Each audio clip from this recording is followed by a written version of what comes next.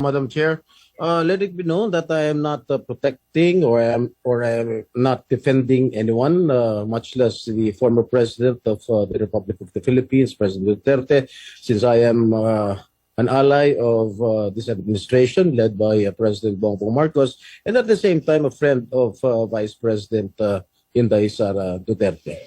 Now, since you've been asking the questions addressed to Gerald Torre, may I ask Gerald Torre, how did you think did you handle the arrest of former President Duterte properly? Yes, sir. I do, sir. It's proper. It was proper. But when I saw the video, it was really, for me as a citizen of this country, it was really unbelievable. It was a very, very big disappointment. Because I can relate, General. Because when we were arrested way back 2001, together with my father, the same thing happened. All right, we were in the wee hours of the morning. We were the policemen barged in our hospital room at the Veterans Memorial Hospital. They were arresting us. They wanted us to be transferred to another detention cell because after the May 1 siege, at ano sabi ng mga police? Kalad ka rin na yan mga yan pag ayaw sumama. At the same time, when I saw the video, parang nag-flashback sa akin yung mga ginawa ng mga kapulisan ng araw sa amin. At ang sabi mo, hihilahin ko yan, hihilahin ko yan. Is that what you said, Gerald Torre? Sir, it's already all optics and tactics already because it's already. No, I am asking you. Did you say that? Hihilahin ko, hihilahin ko. Yes, sir. And I actually made good of it, sir. No. What prompted you to say that?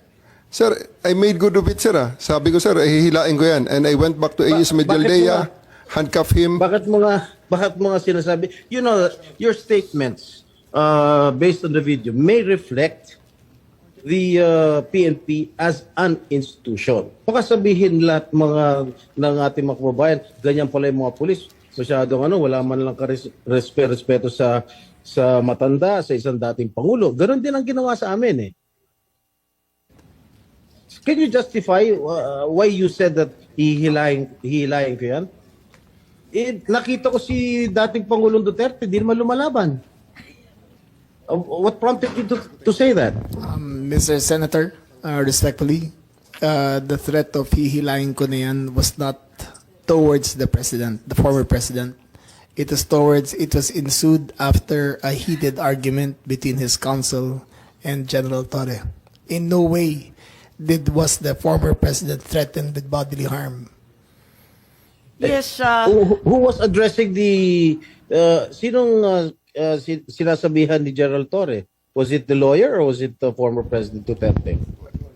Lawyer, sir, Attorney Medialdea. And actually, sir, after that, I actually went back to him, placed handcuff on him after reading him his rights and arrested him for obstruction of justice.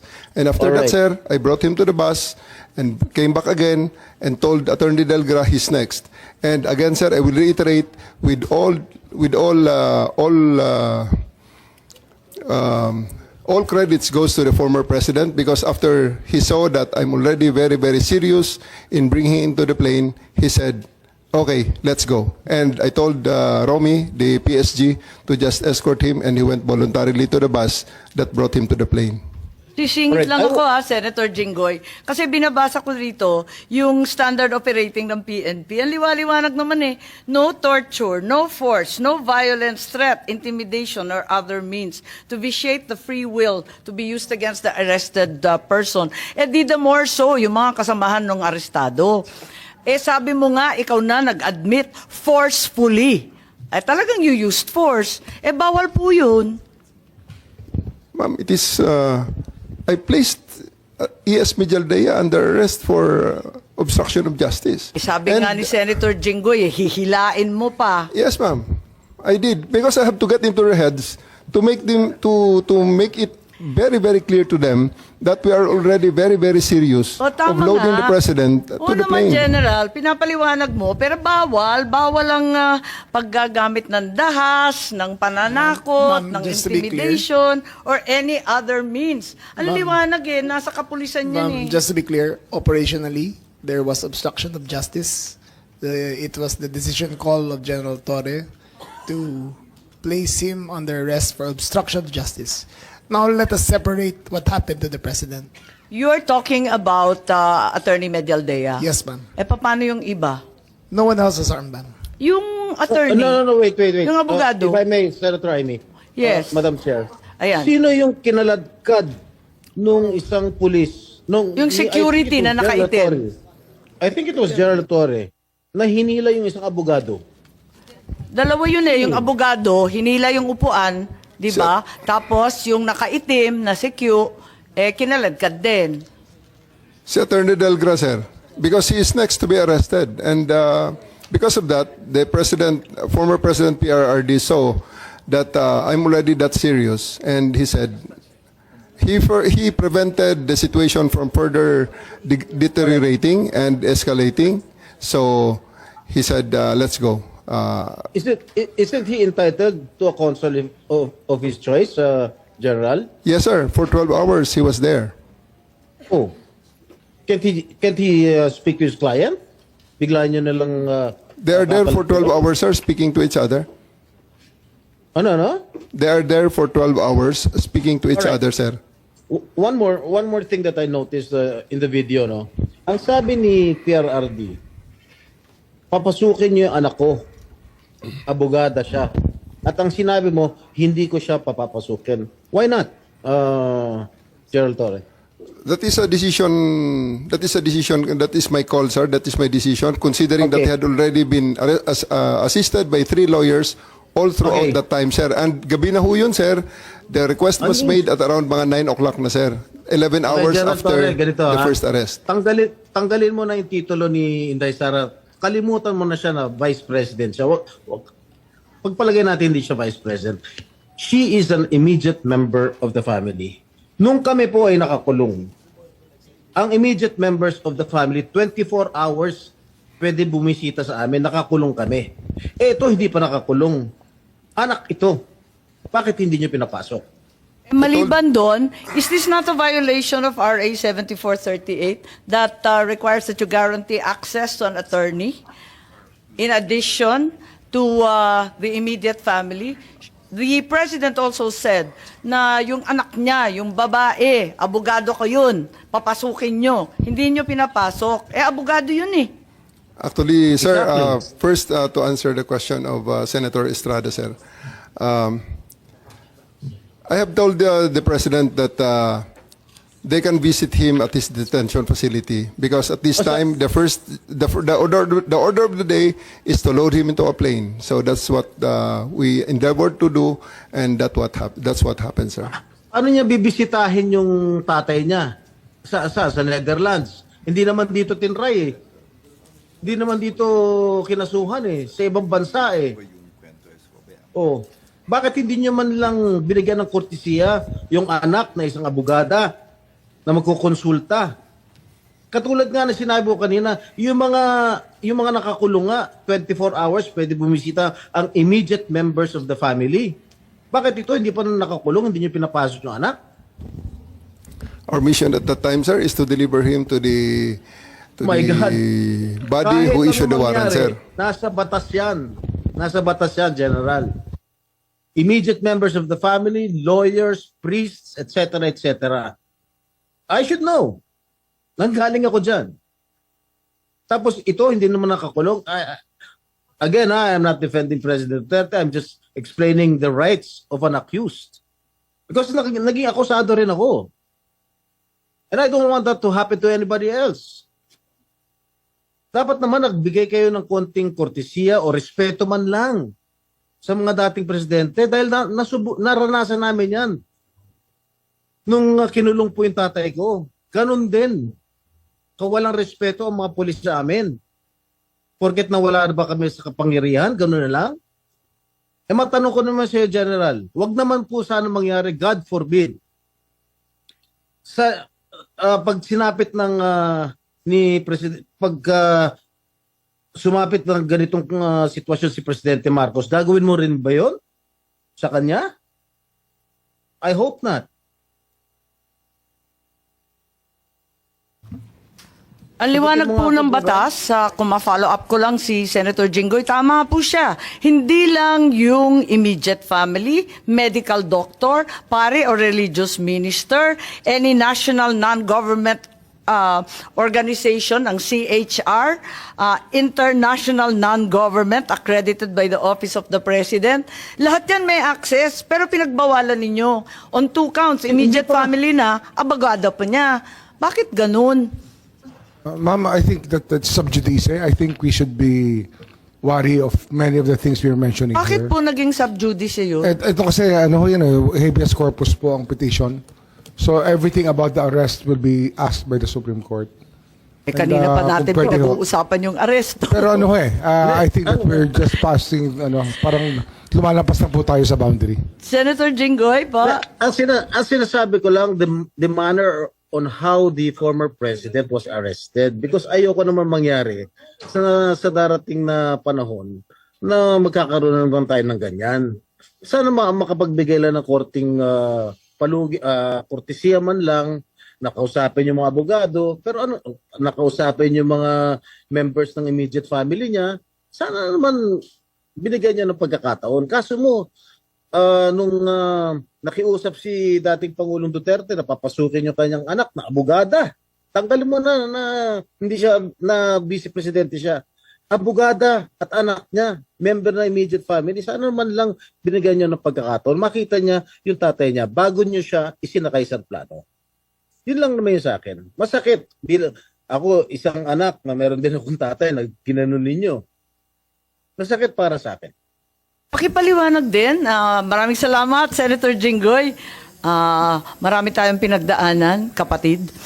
Kaya't eto nga, talagang dinudibdib natin Madam Chair, to. Yes, Secretary John Vic lang po. Kay Vicky, kay VP, kay Senator at sa iyo, hugot ng mga anak ng presidente yan. Sumpa. Secretary John Vic, itatanong ko lang, why was there obstruction of justice? Pakipaliwanag lang. Anong ginawa nila na obstruction of justice? I think General Torre would be the best one to explain that, ma'am. General? Sir. Sabi niyo nag-obstruction of justice kaya aarestuhin na rin ninyo si Attorney Medialdea. Ano po yung ginawa ni Attorney Medialdea na obstruction of justice? We're about to load an arrested person into a plane to transport him to the tribunal who issued the warrant. And Attorney Medialdea is preventing us from doing that. He shouted at us and intimidated us, including the president intimidating me. Alam ko malaking tao si Attorney Medialdea pero hinarang ba kayo? Tinulak ba kayo? Wala namang ginawa eh. Hindi naman He did, nadadaan ma'am. sa salita yung obstruction eh. He did, ma'am. So I do believe that under that circumstances, I have to arrest him and I did. I do believe that I used the reasonable force to ensure compliance, for him to step aside, for us to load the former president to the plane. So yun lang yung obstruction dahil nagsisigawan yung mag-asawa. He is preventing us from doing our job of loading the former president to the plane. Hinarang ba kayo? Yes, ma'am. Anong ginawa? Hindi Nakikita namin naman sa video makita eh. Ang Nakikita nakita naman sa ko video. lang, pinipilit ninyo iposas, hindi magkasya yung posas. Yes, that's one thing, ma'am. He's blocking my way. He is preventing us. He actually placed another chair at the side of the president for the former president to sit, which is already very much delaying everything because the plane is already ready to fly. Ba't kayo masyadong nagmamadali? We are going... Unang-una, ma'am, ang reglementary period, mamalasin naman kami pag hindi namin ginawa ang trabaho Bakit? namin. Anong reglementary period? Anong period yun? The Article Dahil 125... sinabi na nga ni Executive Director sa ating PCTC na diffusion lang naman yun eh. Wala nga commitment pinag-uusapan dun eh. Wala nga red notice, pambira eh. There is a warrant. Takal-takal na ni Arnie Tevez eh. Wala pa rin, di ba? This Ba't is kayo a- nagmamadali? Ano yung reglementary period mo? May I refer you to the SOJ, ma'am, if the SOJ wants to answer that. Hindi ba pwede kayo na muna? Mauna lang kayo, tapos sa si SOJ. Pwede? Okay, ma'am. Okay. My main processes during the time is that I have implemented a warrant and it is therefore the person is already arrested by virtue of a legal warrant, and Article 125 comes into play of the revised penal code, which is entitled delivery of persons legally arrested to the proper judicial authority, and I do believe at this point the judicial authority will be the ICC. Therefore, I have to abide with that Article 125 of the So revised inaamin penal mo code. warrantless arresto. Kasi yung Article 125 ng RPC does not apply kung may warrant. So inaamin mo walang warrant. At the many stages, ma'am, all the many other, Hindi, among make other up your laws. mind, General Torre. Warrantless arrest ba to o may warrant? Kasi ang liwanag naman ng Article 125 ng revised penal I do code. believe that I have a warrant at this time. I just don't want to be... Hindi walang reglementary period.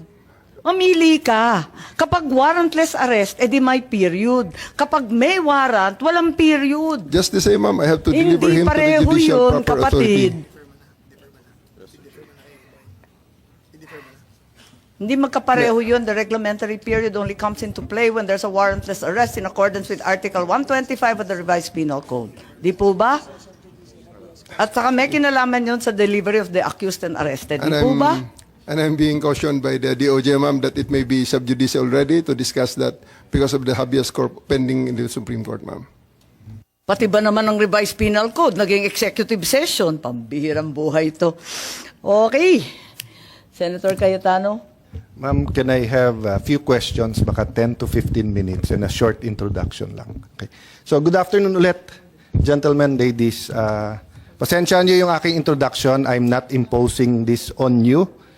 This is my personal code, di ba? So, more than being Alang Cayetano or a senator, a former Secretary of Foreign Affairs or former Speaker or Congressman, I believe I'm an ambassador of the Lord Jesus Christ, di ba?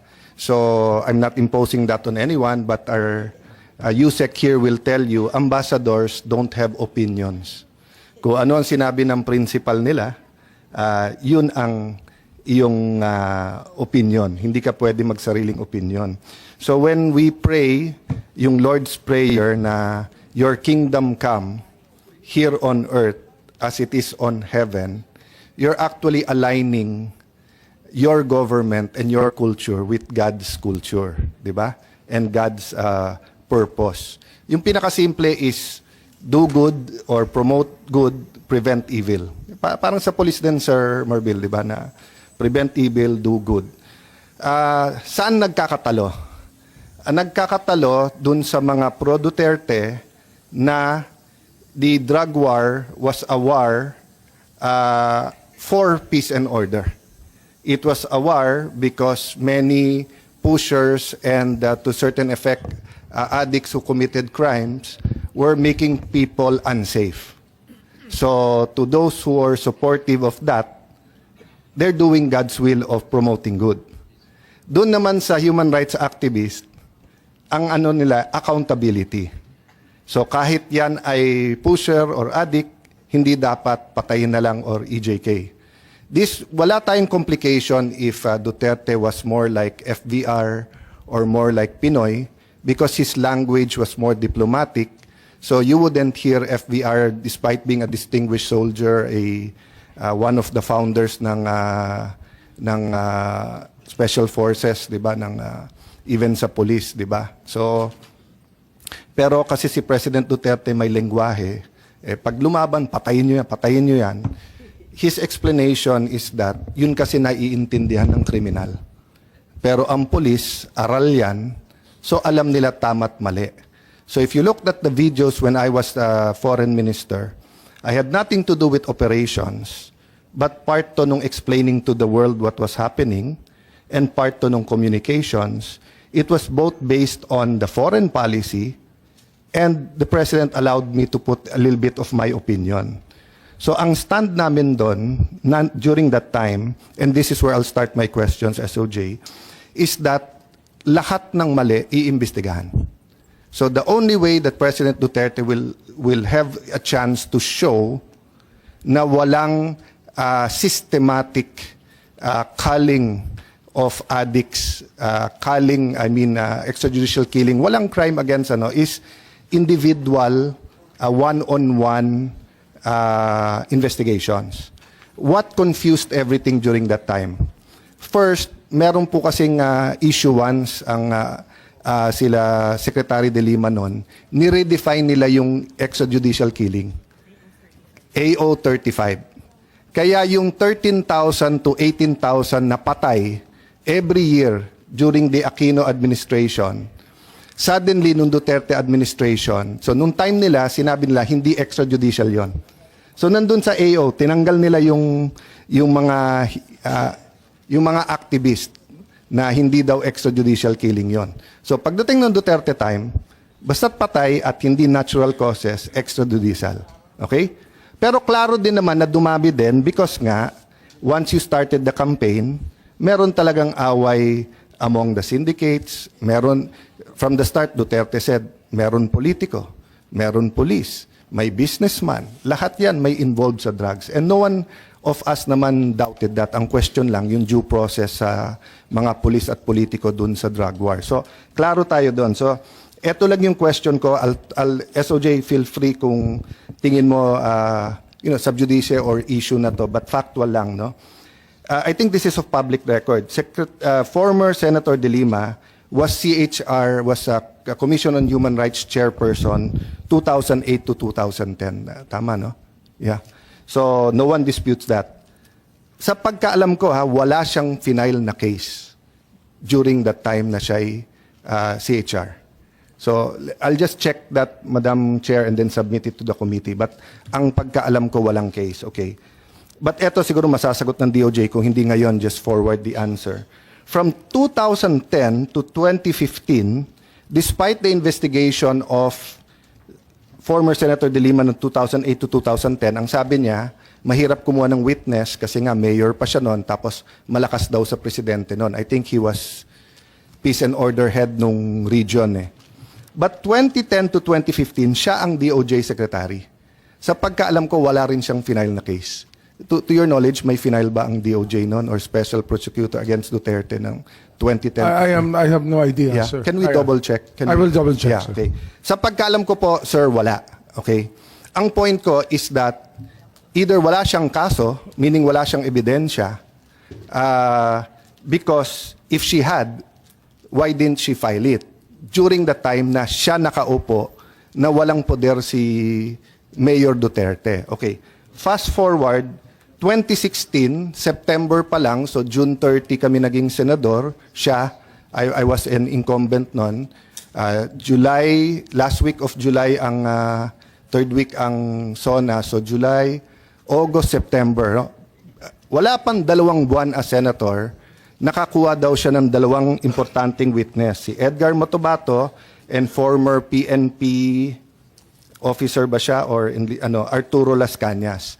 Again, I won't make a judgment here as far as the 2 witness. But dito niya ginawa, okay? Again, no cases filed. And yung pagkagawa ng hearing was very political.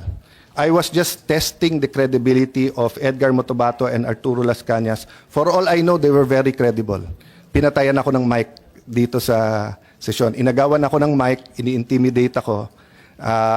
And although namagitan si Senator De Lima, hindi niya sinensure, hindi niya pinagalitan yung umalis ng mic.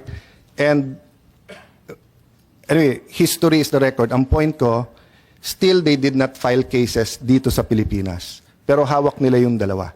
Sabihin mo nang walang mangyayari, I don't agree, but sabihin mo walang mangyayari kasi panahon ni President Duterte yon. So again, fast forward, no? From 2022, June 30, when President Marcos took over in Marcos administration, to present, do you know of cases filed against President Duterte, whether it's murder or crimes against in the Philippines? I think Senator Sonny Trillanes filed cases. Okay. So meron. But this went to the office of the Prosecutor General, who immediately forwarded the said cases without going to my office to the Ombudsman.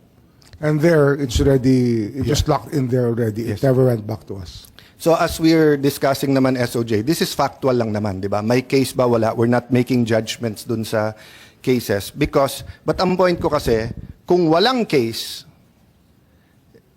bakit? Kasi kung walang ebidensya, no point for ICC to take it up. Kasi wala ngang ebidensya. If it's because hindi matry dito, for whatever reason, di ba, pinoprotektahan natin, our justice system doesn't work, then dapat mapunta sa ICC. So I don't know the amount of evidence attached to the complaint of Senator Trillanes. Again, I won't comment. Factual lang yon. I have my opinions, but I'll keep my opinion to myself. No. But in June 24, 2022, so ano pa to? Duterte pa to, no? Kasi June 30 pa ang Marcos, di ba? Nag-file ang Solgen sa ICC ng deferral request. So, you're aware of this. Okay. So, tignan na lang, nasa page 315, no? Kasi, can I have the, ayan, sa ICC. I think you talked about jurisdiction, but hindi nagsentro sa Article 17 din, pero sa ICC, hindi dun sa batas natin. Okay. So, I think the deferral was based on 18-2. So, just for the record ng mabilis lang, I haven't even read that yet, but just for us understanding, and then baka makatulong not necessarily on what side, but makatulong sa Supreme Court, no? Okay, Article 17, issues of admissibility. Having regard to paragraph 10 of the preamble of Article 1, the court shall determine that a case is inadmissible where, okay, ICC to, Rome Statute, which we ratified and then we withdrew, no? Sabi A, the case is being investigated or prosecuted by a state which has jurisdiction over it, unless the state is unwilling or unable genuinely to carry out the investigation of prosecution. So again, SOJ, I won't put you on the spot, but for me, 2008 to 2010, hindi naman unwilling at hindi naman unable to carry out yung state. This was the time of President Arroyo. 2010 to 2016, to be fair, niratify yung ICC 2011 pa. So, naging effective 2011. So, wala na yung 2010. But for me, 2010, 2011, ganyan, hindi unwilling ang state. In fact, pumirma nga sa ICC, hindi rin unable yung state. Wala lang talagang final. Letter B, the case has been investigated by the state which has jurisdiction over it, and the state has decided not to prosecute the person concerned unless the decision resulted from unwillingness or an inability of the state genuinely to prosecute. In general, SOJ, SILG, no? In general, Sir Marbil, Chief PNP, in general, I don't remember that the Philippine government decided not to prosecute, diba? Kasi under our present laws, if you find probable cause, even the President cannot stop it. Even ang pardon natin, iba sa US Constitution. Sa pardon, you can pardon right away sa US. Sa atin, kailangan, di ba, kailangan final and executory. Final diba? judgment. Final judgment, di ba? Final judgment. So, kung nag-a-appeal ka pa, hindi ka pwedeng humingi ng pardon. So, I don't think we stopped any case or refused to, The third one is the person has already been tried for the conduct in which the subject complaint and trial is not permitted. So I think this is their version of double jeopardy, no? So wala din yan kasi wala pa namang kaso si former President, former Mayor Duterte. Letter D, the case is not sufficient gravity to justify further court order. I won't comment dyan kasi nasa ICC yan. Except that, ang nilagay nila, at least 19, and then at least din ba yung 23 o 23. So, I have a little bit of a problem that kasi pag sinabing crimes against humanity, naaalala mo na yung mga dictators of the old sa Africa or some in the troubled areas of not the untroubled areas of the Middle East na grabe ang patayan and everything, di ba? So to put the Philippines there with President Duterte, I think it's a little bit unfair na gamitin mo at least, di ba? Kasi kung sinabi mong from 17 to 1,000, at least may idea tayo. Pero at least 17, ano yon? Baka 18, baka 19. And don't get me wrong, every life matters. Pero iba kasi yung crime against humanity, iba yung murder lang.